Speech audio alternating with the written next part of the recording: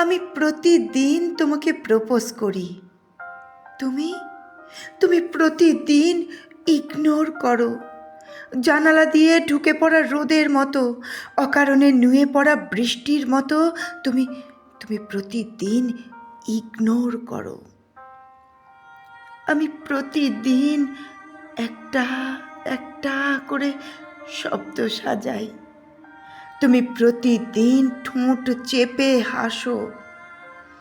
ভালোবাসা আমার কাছে মুদ্রিত চিঠি, তোমার কাছে তা খোলা বাতাস। তুমি বলে দাও এটা প্রপোজ ডে নয়, আমি উত্তর দিই, তাহলে কাল আবার আসবো।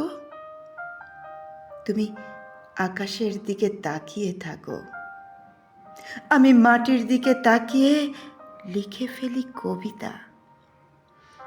এভাবে কেটে যায় ঋতু, আমাদের অনুচ্চারিত কবিতা জমে ওঠে। একটা গ্রীষ্মের বিকেল এসে বলে দেয়, তুমি আসলে ভালোবাসতে চেয়েছিলে,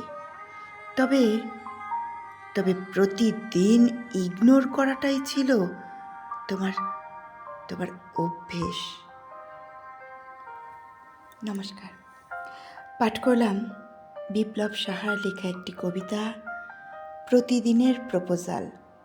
কণ্ঠে আমি পম্পা কুণ্ডু।